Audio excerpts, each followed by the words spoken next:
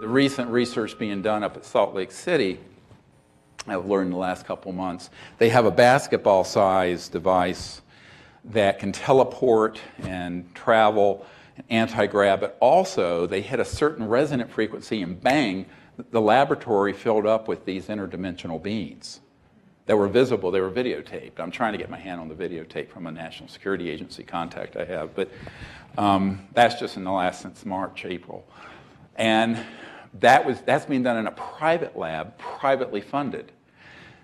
What that lab doesn't know is that they were doing it in classified U.S. government-supported, unacknowledged special access labs in the 50s, 60s, 70s, 80s. Okay? You gotta understand this stuff. You're not going to know what's going to happen, what's coming, unless you do.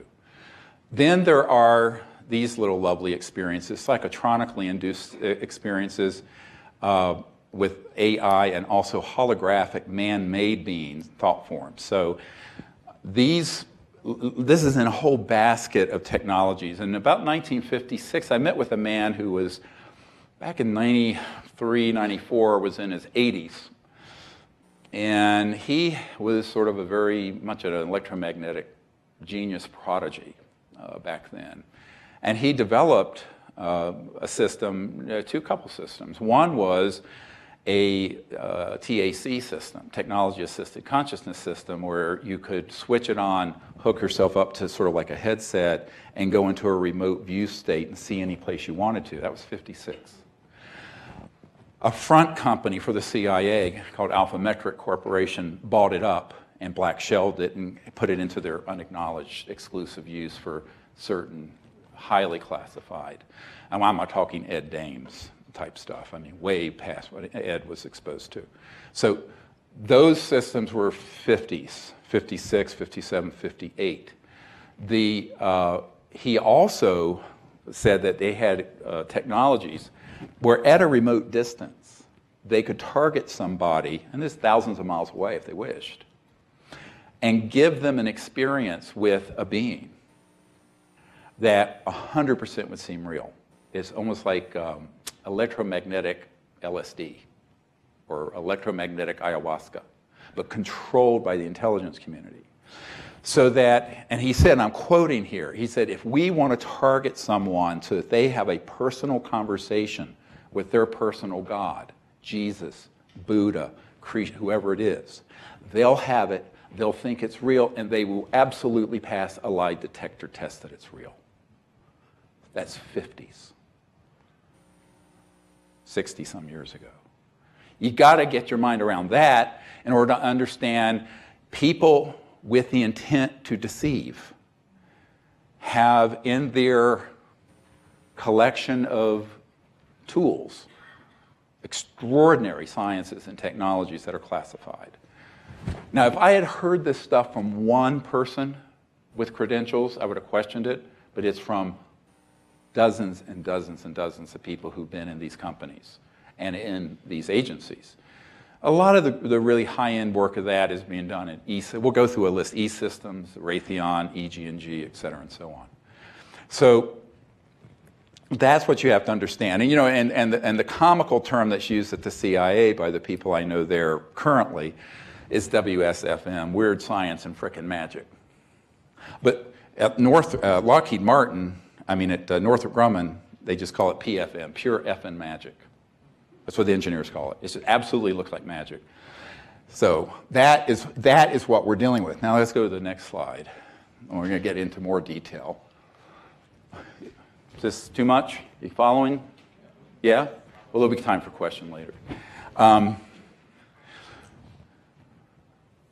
So when you look at the covert intelligence community's USAPs, you have to divide them into two general areas. You have advanced physics, and these are things that you can think of that are very 3D, 4D, you know, ARVs, electromagnetic devices, programmed life forms that are robotic creatures that are bio-nano genetics. By the way, the state-of-the-art lab for that is Dulce. Cannot get to it by being anywhere near Dulce. There's a connector from Los Alamos underground and also some other UGVs. We'll get into that in a moment, where the underground system is connected. But these are the ones that are really where the action is, trans-dimensional physics, both passive and active. Now, the reason I divide these into passive and active systems is that the passive systems are for intelligence gathering and spycraft. The active systems are for disruption and staging things. Does that make sense? So as we look at these passive systems, you're looking at the sort of things that if you were to develop electromagnetic interdimensional spycraft, and it's way past PRISM or the Monroe Institute. When I say way past, way past. PRISM was the Snowden revealed NSA eavesdropping thing. Those are using electromagnetic linear. And these are systems that, as I mentioned, have electromagnetic assisted remote viewing into the conscious realm. And those allow spycraft to take place free of any tap or electromagnetic monitoring of telecommunication, what's called signals intelligence. Not necessary. And this is why everyone who works with me, when they first start working with me, they go, oh, we need to send everything encrypted, and we need this. And I said, don't bother. By the time the thought has left your cerebral cortex, it's been grabbed by these technologies. Now, one of my military advisors for many years was a naval commander, and he, back when the White Oaks Naval Facility was operative, it's closed now in Maryland, he saw a device that was called a white noise space-time electromagnetic extraction system. And what that was is that it was a device that could target anywhere, any volume of space, say the volume in this room, and say the device is there near Bethesda in Maryland. They could target the volume of this room and monitor anything going on now or that happened here last night, 100 years ago, 1,000 years ago, 1,000,000 years ago, 1,000,000,000 years ago. It's called the white noise of space-time. The mystics call it the Akashic record. So encoded within the fabric of space-time is everything that has ever happened is still there as a standing energy waveform that can be extracted by this system. And that was in the 70s, and it had been fully operational long before he got there. Called the white noise space-time extraction. Okay, do you understand what that is? So yeah, so it can target it, but it's actually pulling events and information and intelligence out of the structure of space-time and can target any volume anywhere. So this is why I say, you know, Snowden, I told his lawyers, don't, he made a very big mistake disclosing lame stuff like PRISM and the conventional NSA fiber optic going into Google and Facebook. The big action is this stuff. And that's why anyone who wants to work with me, I say, forget about encryption. Forget about secrecy. Ain't going to work, because if you had $1 trillion, you couldn't frustrate these systems. Now, and then there are others that have been developed or they're trying to develop, so-called Project Red Light. That's based on studying extraterrestrial communication devices that can also look into the future or get a sense of future events. Those are in development and are less precise, but that's only because all future events are only probabilities. So let me explain what I mean by that. Everything that we think and do at this moment is changing the future. And so if in this point in time you see an event in the future, by the time you've seen it, if you've shared that information, it can change that event. Does this make sense? So now it may have a 95% likelihood, it may have a 99%, it may be a 80%, but it's not going to be 100%. The ones looking in the real time now or backward, like the white noise extraction systems, those are extremely accurate. Okay, so those are all passive systems that, and there are many others, that have been developed since the 50s, 60s, 70s. Certainly by the 60s and 70s, these were all fully operational. Okay, so you're not going to learn this in your physics class or your government class at the college here, but you'll learn it today, and I'm telling you the truth. Now, these are worrisome just because they're very unacknowledged special access project spy systems. These are where my bigger concern is. And these active transdimensional systems deal with the ability to perturb or induce phenomenon from other realms and dimensions. I mentioned that a moment ago, where they could set up an electromagnetic vector into another dimension and cause a phenomenon to take place that would not only fool everyone, but could be very injurious to the Earth. One of these systems, I've been told, recently has been deployed in the past to be set up over certain tectonic fault lines to induce earthquakes and earth changes.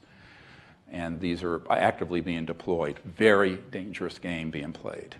This is why these events coming are going to be not just natural, but man-made and natural.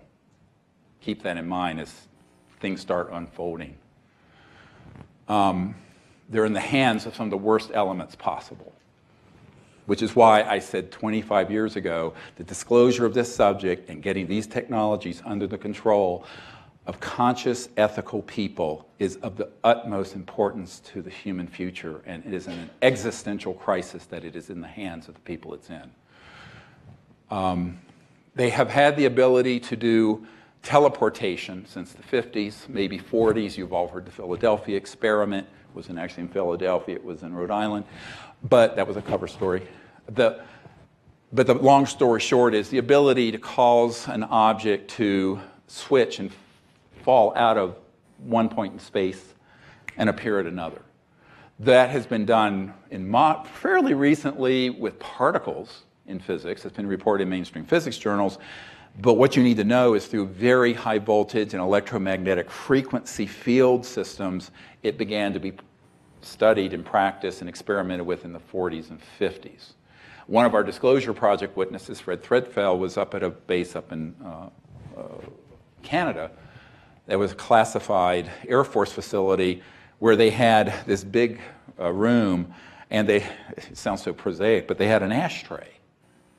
And the ashtray would be on a box, and it had this electromagnetic field, and it would dematerialize and rematerialize on another part of the base, and they could just teleport it back and forth. An ashtray. That was in 1953. So these sort of sciences, trans-dimensional physics and sciences, have been developed over the last 60, 70 years.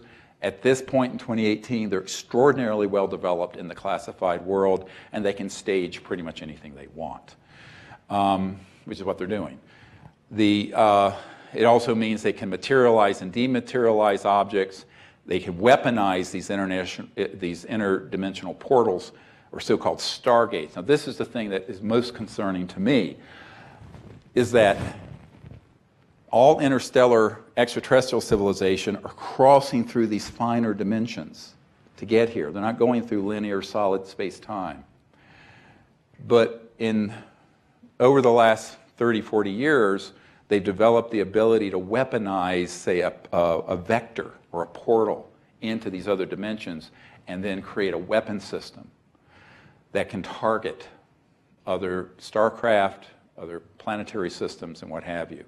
This is very dangerous in the hands of people who have the intention to utilize them. And this is of great concern to all of us.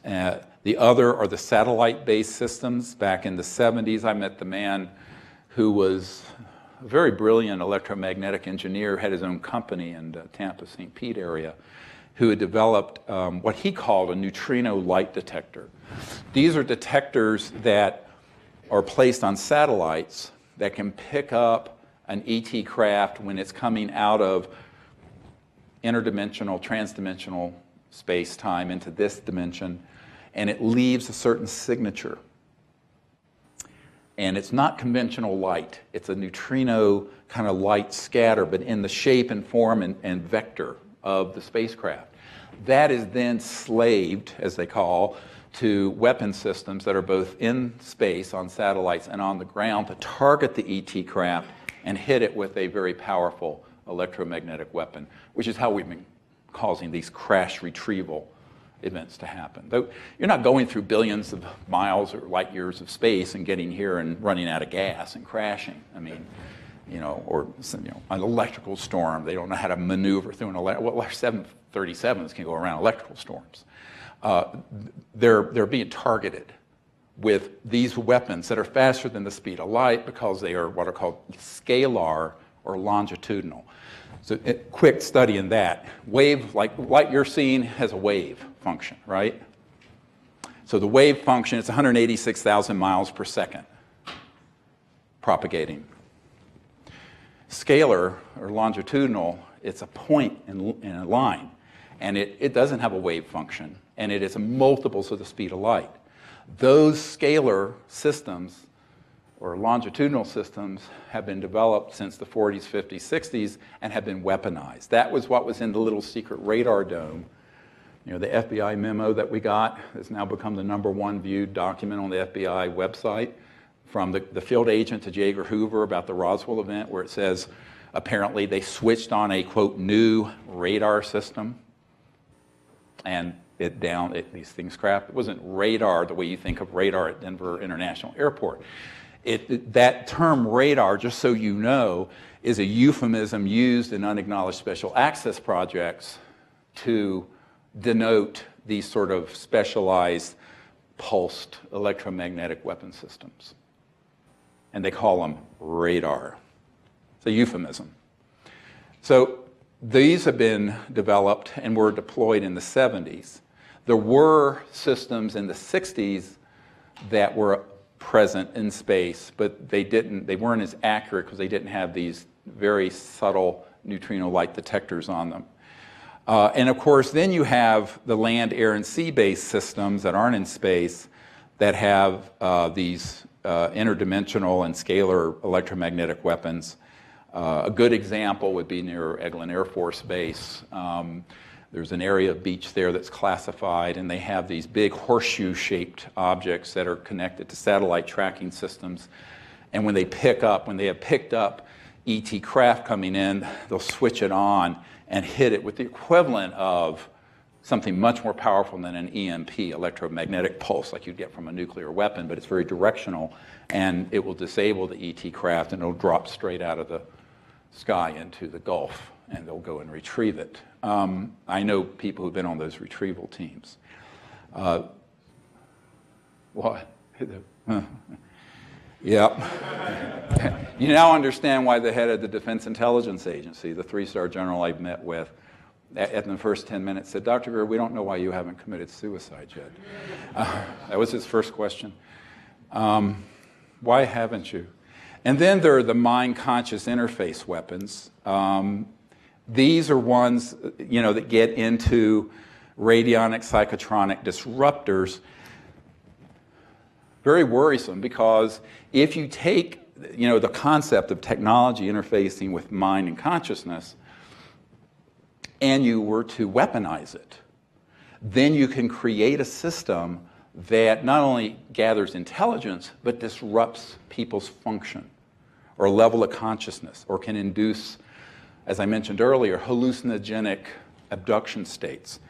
But also, importantly, can disrupt amity, can disrupt relationships. There was a woman back in 93 or 94 who I met with for about a week, who had worked in one of these corporations. And she says, look, we have devices, and we can turn a dial, target a board meeting in New York City, and have the board come to the decision we want them to come to. Or we can turn the dial the other way. Everyone in the room is fighting with each other, hating each other. Egos come out.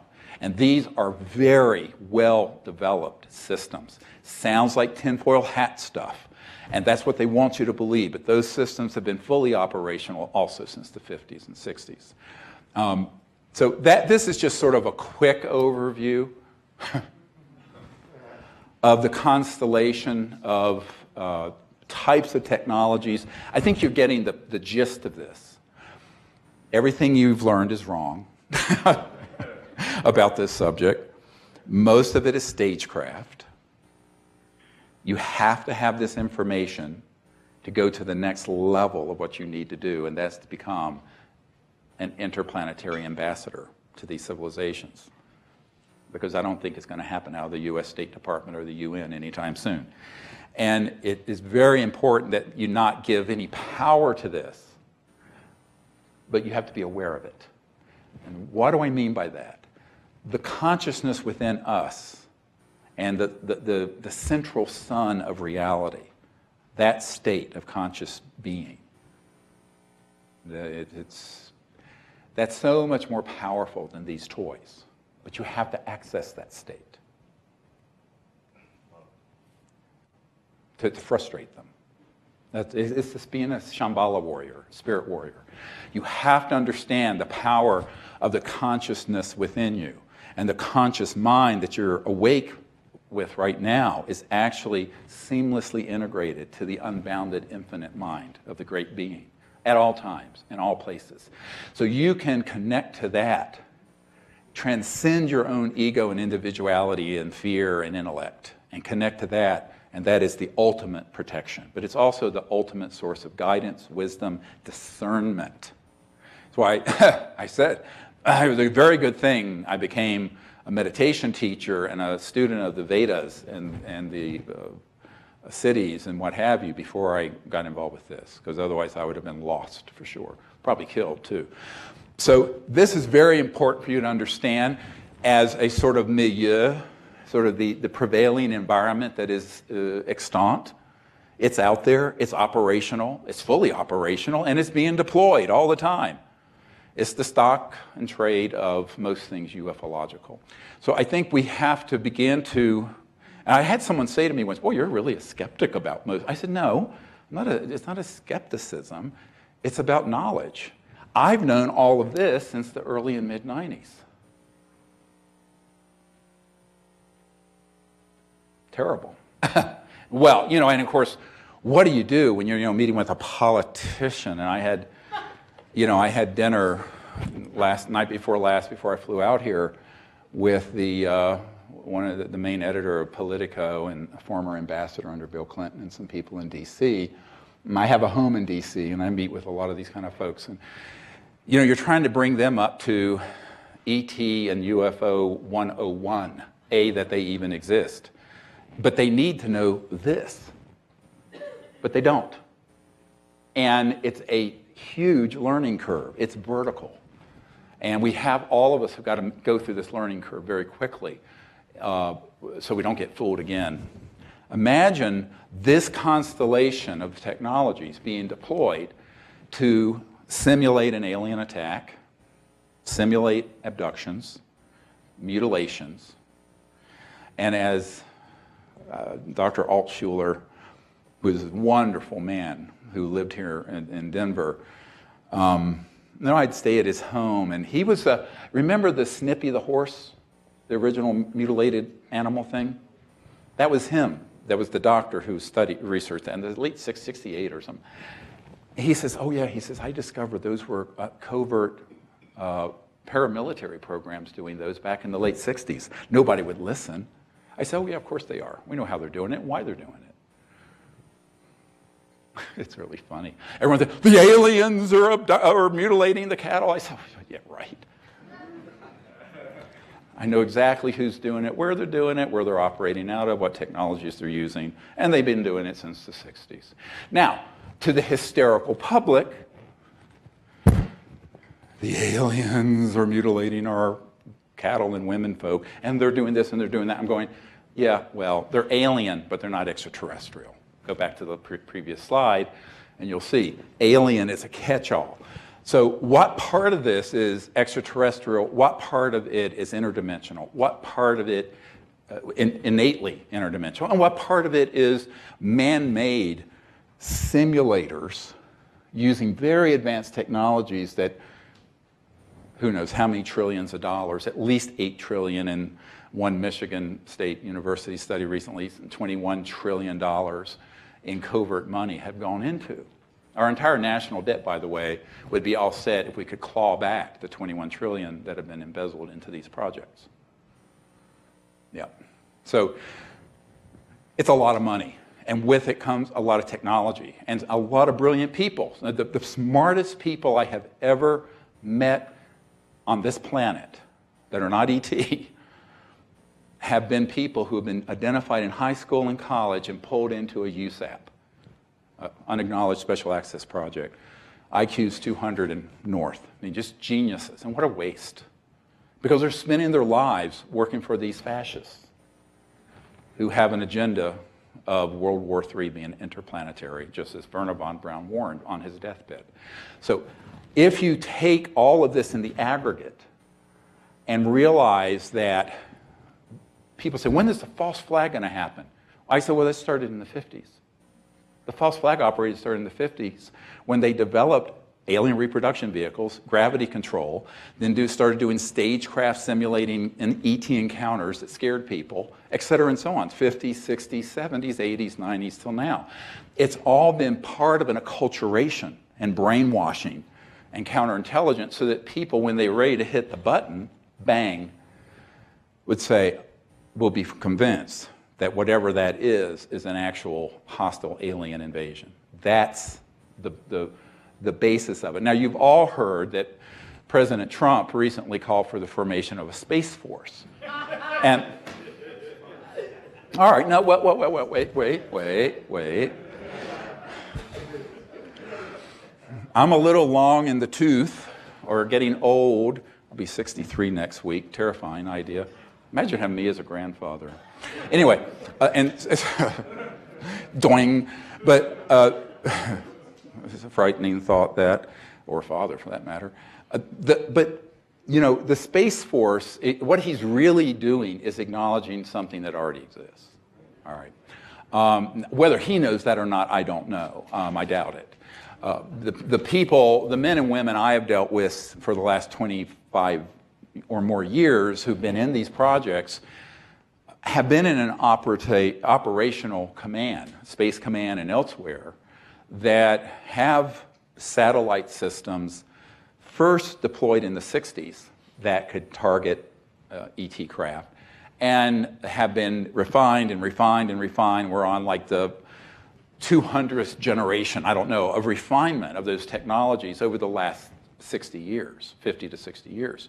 But those exist already.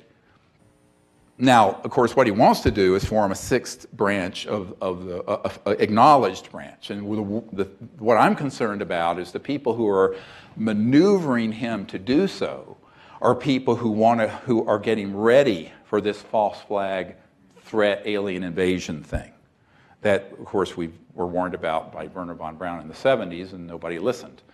But I think that's an open preparation. I don't think that he's read into this. So let me explain what presidential intelligence briefings, at least to the extent I've been involved since Papa Bush in 91, 2, and Clinton onwards, is that the people who are read in heavily are people who came into the presidency or vice presidency, the case of Papa Bush or Cheney, from the committee, who had come along through their careers. But most presidents, say Bill Clinton, Bubba came in as a governor from Arkansas. He wanted to be read into this, was denied access. His CIA director was denied access. Subsequently, he was kind of told, leave this alone, and when you're an ex-president, we'll read you in, which is what happened. They didn't trust him in the Oval Office having the information, in other words. His CIA director that I briefed ended up betraying everyone, getting a position with Booz Allen Hamilton, which is a big contractor that deals with this and other things, and took sort of the golden parachute.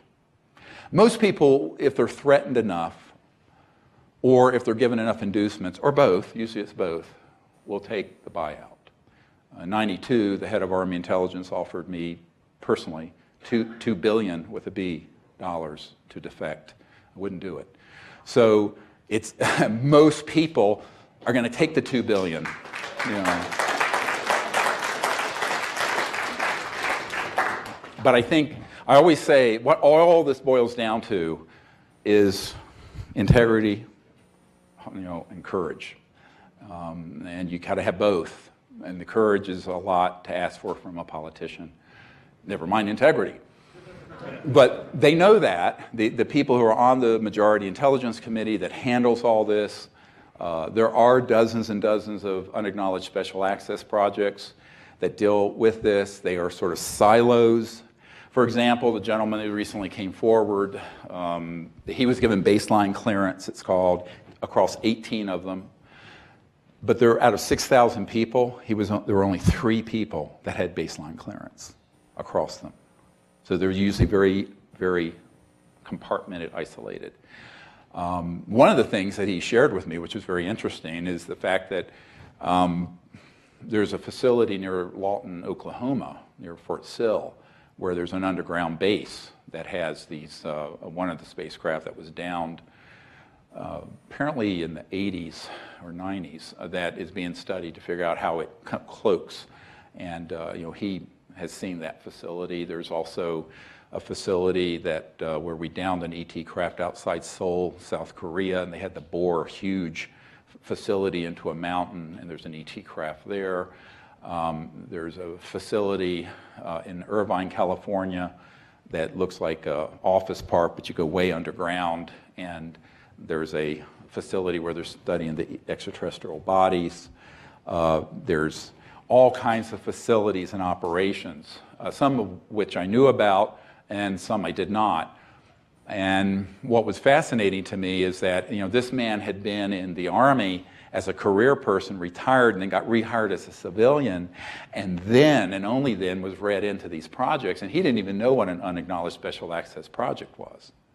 But when he saw this movie, he went, this man knows what he's talking about. So he was pulled into what's called the TMO, Technology Management Office of the Pentagon. Let's go to the next slide. And this is a couple of just sort of, this is by no means comprehensive. I just wanted to give you an idea of where some of these facilities are, and you know, kind of where they're, how they're structured. There's an entire Edwards base and related facilities on the left here, Edwards Air Force Base in the high desert of California. And you have these various, Haystack Butte is a specific place that has an underground facility underneath that, China Lakes. George Norton has been decommissioned, Tabletop Mountain, and Blackjack Control. Interesting, Blackjack Control is at Edwards.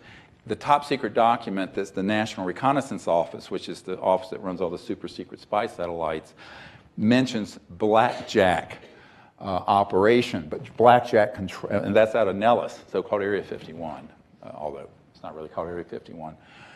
But Blackjack Control is actually at the Edwards facility. Now, what you need to know is that you can go into an underground connector at Edwards, and I know people who have done this in their jobs, connect to an underground tunneling system and surface at Nellis. All right? So Bing. Bechtel Corporation, I've mentioned, there's a nuclear-powered tunneling device that bores through solid bedrock and glassifies it, and then they put these high-speed electromagnetic transport systems in, so people can go underneath the surface of the Earth at one point and appear at another point in the continental United States. It was sort of honeycombed with a number of these tunnels and underground facilities. One thing to keep in mind, nothing that is mission critical is on the surface of the Earth. It is either underground or in space. If it's above a nuclear blast zone, surface of the Earth, or an asteroid hit level of the surface of the Earth, it is not critical. or if it's critical, it's got a mirror facility underground. That's what the COG is, continuity of government. You know what that is? COG? No. You know, if a nuclear weapon went off and took out the whole government in Washington, there's a continuously running system. It used to be in Mount Weather, and it's near there now. And actually on 9/11, Senator John Warner, who's on this committee of the Majority Intelligence Committee, was taken by intelligence community agents and taken into an underground connector under the Capitol and whisked out to Mount Weather on an underground system on 9/11 because he was a critical asset. I mean, the rest of the senators weren't, but a couple, but the ones who were on the committee. And then you have aerospace facilities that are at Edwards. You have the Northrop's Ant Hill Teton Ranch, McDonnell Douglas Llano plant, Lockheed Martin Hellendale plant, Phillips Lab. These are all facilities where ARVs, so-called alien reproduction vehicle, man-made flying saucers and triangles are made. You all have heard of the Nellis complex. It's called Area 51, but it's actually areas S4, S12. Pahut Mesa and Area 19 are key. Pahut Mesa is a mesa, and underneath is where the state-of-the-art research lab is studying extraterrestrial materials are located, and Groom Lake, the test range out on that Area 51 site. It's really called the Nevada Test Range. In New Mexico, you have Los Alamos National Laboratories. They have a compartmented operation that deals with this, but more importantly, a member of my team for many years who's a senior engineer at Los Alamos, and he was in the locker room, and he was hearing some men talk about the fact they had just come back out of Dulce through the underground connector. So Los Alamos has an underground connector system to the Four Corners area. Now, a lot of people have gone there, like UFO hunters, and they go, there's nothing there on the ground. Well, no, there isn't. There's no egress, there's no access, there's no regress. It's all through underground elsewhere. But it's in that area. And that's where a lot of the PLFs are made, programmed life forms, the so-called aliens, the ones that are running around. It's where we grow them, is out there. Which is why they were getting a lot of the raw materials from all the cattle they were mutilating in northern New Mexico. You know this story? Oh, well, we could go on for days. But anyway, so that's the Los Alamos and Dulce complexes. You have Kirkland Air Force Base, of course, has had a historic connection, but Sandia National Lab specifically has studied this issue. And the Phillips Lab facility, Manzano Mountain Weapons Storage Facility is underground, Coyote Canyon Test Site, and then, of course, White Sands is actually a separate New Mexico facility. White Sands is its own facility, quite far away from Kirkland. That was graphic, was a little mistaken there. Go to the next slide, and I'll show you some more. Is this interesting to spy on all these? In Arizona, I've had some people, a couple people, a recent man just contacted us who had worked at that facility. Years ago, a gentleman who had been in the underground facility there had worked in the compartmented operation where there were 9 separate ET spacecraft that over the years had been down, taken there, and then they had an underground morgue for all the ET bodies, all the ETs that we had, of course, killed, and were in storage there. So that Fort Huachuca is actually also an NSA facility in Fort Huachuca, Arizona. It's near Tombstone, ironically. All these dead ETs and craft there. It's also Army Intelligence Headquarters.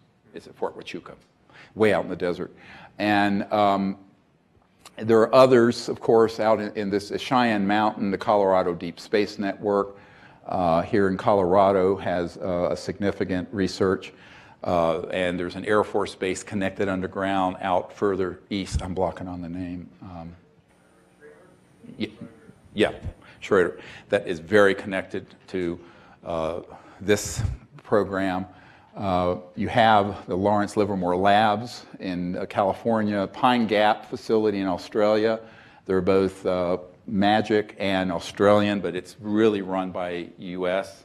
I was at a briefing with 120 world leaders on an island in the Great Barrier Reef about 5 years ago, and this Minister of Defense for Australia was there, and he was very curious because the mistake people make is that, oh, he's the Minister of Defense of Australia, he'd know everything going on in his backyard. And no, he doesn't, because these are unacknowledged special access projects that he was not read into. So it was a very interesting series of conversations. And by the way, it's very disturbing. I mean, if you're the Minister of Defense or the President or Prime Minister or CIA Director, and you find out that there's this enormous and most important technological and strategic activity in the history of the human race going on that you're not read into, you're pissed off, but you're scared. It's frightening, and it is frightening. Now, the Redstone Arsenal, there's a facility there in Alabama associated with the transdimensional research. I've been in one of the labs there, a SCIF, a Secure Communication Information Facility, SCIF. And there are amazing technologies that are being developed there, as well as associated with the Marshall Space Flight Center. The gentleman who's recently surfaced from the Technology Management Office in the sub-basement of the Pentagon said that he went down the Marshall Space Flight Center in this area and was read into the state-of-the-art killer satellite systems that had been put into space that could, and he used the word, obliterate anything in space. And it's very worrisome. Of course, it violates all kinds of treaties, but these are illegal, unacknowledged special access projects. They don't care what the law is.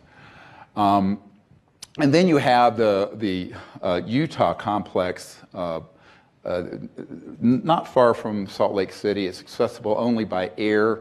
Dugway Proving Grounds outside Provo has also classified airspace, and underneath Dugway is, I think, probably the most state-of-the-art facility, more so than so-called Area 51 or Edwards, which are older facilities. It also happens to be where the new NSA data center was built. You see this big gleaming multi-hundred-million-dollar building above ground, but there's a lot beneath ground. And of course, here you get, just a list of the alphabet soup of agencies involved. Air Force, CIA, DARPA, Defense Intelligence. DARPA is Defense Advanced Research Project Administration, FBI. All branches of the military have various divisions dealing with this. Probably the crown jewel is ONI, Office of Naval Intelligence and Navy. Earth is 2/3 covered with water, yeah? And we have a lot of assets that are underwater and that are doing things under the oceans connected to ET, and also our own underwater UFOs that are man-made that zip around. NASA has a very compartmented division that deals with this, and the National Reconnaissance Office I mentioned before, they are tasked with all the top secret satellites, but the compartment that deals with this issue would also have the killer satellites and ones with the neutrino light detectors and the weapon systems on them. Of course, the National Security Agency has some compartmented operations dealing with this, and the various space commands, which have now, of course, Trump's calling for the Space Force. The Technology Management Office in the sub-basement of the Pentagon's been around for a long time. It's way deep underneath the Pentagon. It's an unacknowledged area. There's a facility here in Irvine near I-5 and Forest Lakes Boulevard. It looks like an office park, and that's where there's a big underground research facility for the ET bodies. And I mentioned this underground base near Fort Sill, Oklahoma, where there's an ET craft being studied for its cloaking or materialization, dematerialization abilities. And then I mentioned before Seoul, South Korea. The Research Triangle Park in North Carolina has an Army Science Research Center there, Dr. Rayburn Scott and others. What's interesting about that is that, people don't realize that the Research Triangle Park, North Carolina, is the highest number of PhDs anywhere in the world. And there are a lot of classified facilities in that area, in my home state. And I mentioned the NRO neutrino lights, and there are many others. So one of the things that I try to, as I go through all of that, and you get your minds around it, is is to understand that it's decentralized, it's compartmented, but it's also very scattered into different fiefdoms. So you have a naval fiefdom, and you have an Air Force fiefdom, you have a CIA, and they don't always get along at all right? And then you have, let's go to the next slide, the corporate fiefdoms, sort of feudal warlords. And this is where you get into, of course, a whole lot of companies that you've heard of, some you may not have. BAE Systems, this is British, but they are very involved. BDM Corporation, Bechtel does a lot of the underground basin contracting for these facilities, construction. I actually have met Stephen Bechtel years ago. Booz Allen Hamilton, that's who the contractor was that Snowden worked for, that, you know, but, and then CIA Director Woolsey that I had briefed ended up becoming counsel for, but they are very involved in the ET research area. Boeing has a compartmented operation. EG&G, which has a plant on the edge of the Nellis Range. They do a lot of in fact, the early anti-gravity craft that we built that were man-made were EG&G. This one. E-Systems, which is now part of Raytheon. The brothers, I knew the executives at E-Systems, and they were telling me about the kind of technologies they had that had to do with these electromagnetic weapon systems and mental interface and all kinds of transdimensional systems. And the two brothers that had founded E-Systems were not getting along, and so rather than let that split apart and have the box open up to the public, Raytheon bought them. Lockheed Martin, they have various facilities, including in the Denver Research Center here, has a component that deals with the extraterrestrial research. It's compartmented. McDonnell Douglas has become part of Boeing. MITRE Corporation, North American Rockwell, Northrop, Phillips Lab, Raytheon, TRW, and many others. All these corporations have a piece of the pie, and they get, for example, I know a man who was an auditor for the US government looking into Northrop Grumman's books, and there was a huge amount of unaccounted for spending. And he was told, this is a need-to-know basis. You don't have a need-to-know, so he basically just rubber-stamped the accounting. So what happens is that the money is run a little bit like a mafia. Now, not on this list, and it could be another list, are affiliated criminal enterprises. Okay, call them ACEs. They're just affiliated criminal enterprises. And these ACEs are ones that deal with the movement of drugs around the world, weapons, arms merchants, things of this sort, so weapons of mass destruction, things like this. That's real. It's not a conspiracy theory. The day before I was going to brief the head of intelligence for the Joint Chiefs of Staff, I was asked to go to a meeting in Crystal City, right near the Pentagon, with a former member of Congress who was one of George Bush Sr.'s consigliares, I mean, one of his real advisors, but a man who also had, I should have had on this list, SAIC, Science Applications International Corporation. So he was an executive with SAIC, Science Applications International Corporation. And he told me, he said, "Do you realize how dangerous this group is?" I said, "Yeah, I'm quite aware of it." And he said, "Well, there's an army," this was back in '97, 21 years ago. There's an army of about 8,000 men that do nothing but move contraband and drugs around the world in classified airspace and classified aircraft. And we have already killed 2,000 of them, 1/4 of them, for minor suspected security breaches. He says, and this is why this guy had just retired and gone to France, this SAIC executive. But it creates an enormous cash flow because the global drug trade sort of rivals the oil trade, but except it's not on the books. So you have black money from the U.S. government that goes into these projects from every, not just the military intelligence, Homeland Security, CIA, but also from HUD, as Catherine Austin Fitts and others have described. But you also then have these ACEs, these affiliated criminal enterprises that are tied into these unacknowledged special access projects that create not only operational nexus with gangs and what have you, but also an enormous amount of revenue and income. Extremely dangerous. So he asked me, he said, aren't you concerned? I said, well, yes, I know about this already, and I know an investigator who had uncovered there in California, there was a Marine officer who had spotted at like 3 or 4 in the morning one of these covert flights coming into a base, and unfortunately saw that they were unloading large amounts of drugs, and he reported it and ended up being killed, made to look like a suicide. But I said, this was, I know this goes on and has been going on for decades, but it creates an enormous amount of untraceable black money, black budget money. So those are even more shadowy than these outfits.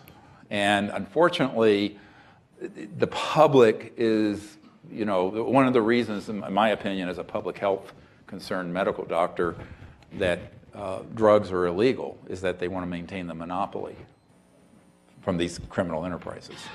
Because every study has shown that criminalizing drugs of any kind is actually counterproductive, but of course it makes it very expensive and very exclusive for a certain criminal element, which would redound to the benefit of the darker end of this operation. So this is sort of a quick 2-hour trip through the classified world, the facilities. There's certainly much more information. The key takeaway here is the technologies that sound like, would look like magic that could deceive you and the public have been developed since the 40s and 50s. And so there's in the back of your mind, as things begin to unfold over the next months to a few years, keep that in mind at all times. Keep it in mind at all times. On the other hand, there are extraterrestrial civilizations that are observing this, but we have created a very big problem. And I don't often talk about this, but this is something that certainly those of you doing the Close Encounters of the Fifth Kind initiative, which is our ambassador team that goes out and makes peaceful contact with these civilizations, needs to know this, is that these civilizations do want to interface with us, but they're likely to interface with us most in these other dimensions, because when they come into 3D, they are tracked, targeted, and hit. Now, we have had one almost disaster at Mount Shasta a few years ago, and we had a luminous light ship that was emerging up from the volcano towards us, and we all got up and were communicating with it, and suddenly we, from a very high altitude airborne craft, there was a burst of energy. Just before that, the ET craft dematerialized, but this energy crashed into the woods about 200 yards in front of us, ripping down all the trees, limbs, and you could hear it, and then it went into the earth, 15 seconds, shaking the earth. I was expecting to see a mushroom cloud. Nothing. It was a directional, scalar electromagnetic weapon. But so one of the things that has become a problem is that we're doing this as people wanting to move the planet forward into an era of universal peace and enlightenment, but within the context of all this rubbish. So let's call it the theater of operation. Earth is an armed camp. And so we have to do it with that in our mind. It doesn't stop us.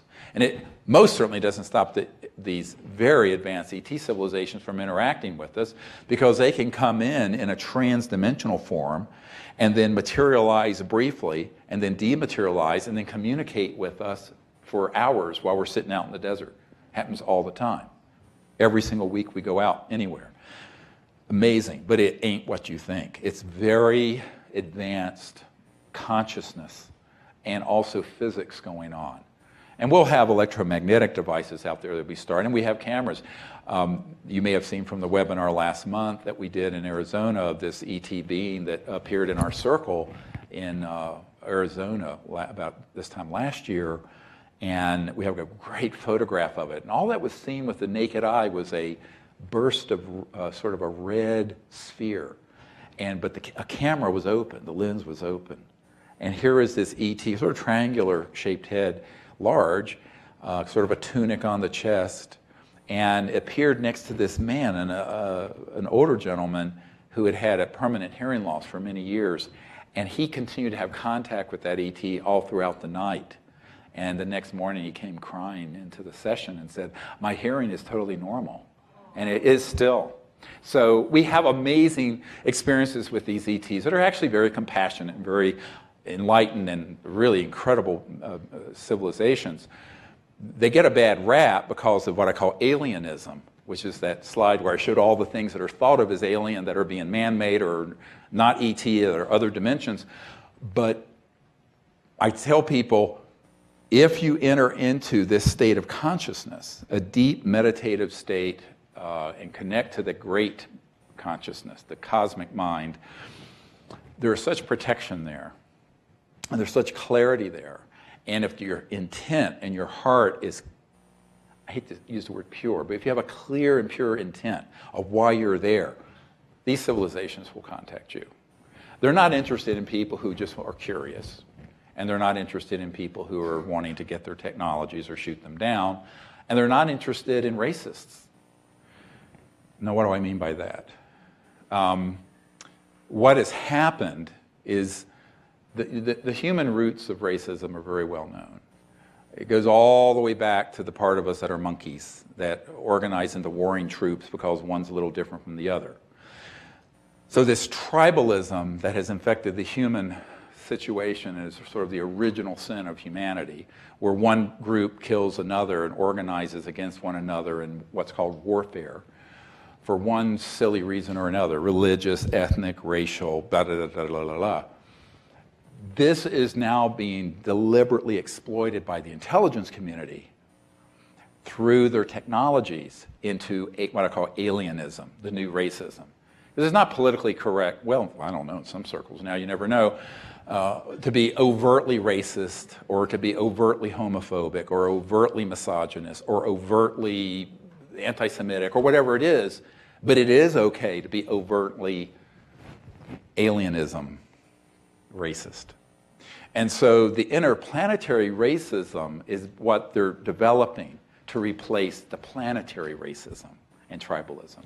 And that's being done very, very well, very carefully through the UFO community, through the New Age community, through the media, through books, through movies, through what have you, and through their stagecraft. So we have to sort of step back, take a look at this and go, I wonder what's really going on here, and not get fooled again. With that, I want to emphasize, I am not saying that all civilizations from other star systems are happy with us. I would say they are quite unhappy. Not with the Earth and humanity per se, but with the direction the planet is going in. That's a big distinction. Because when we first started detonating atomic weapons and then developing these other classified, faster than the speed of light weapons and deploying them into space, this became an existential threat to them. To them. There are planetary systems out there that are interplanetary in their capabilities that don't even have a concept in their bioevolutionary track of war or murder. It's just not there, like we do from monkeys. So we have to understand that if you were to look through ET's eyes and step out into space and look at the last 150 years or 100 years of this planet, where we've gone from muskets and what have you to thermonuclear weapons and other weapons, and now these USAPs that have these amazingly advanced but potentially interstellar reaching weapon systems, you could understand why they'd be less than amused. Now, this is not to say, don't conflate this as a simplistic statement. It means that there are civilizations out there that are providing a check and a balance. And also they have a plan, another whole plan that's called Plan B.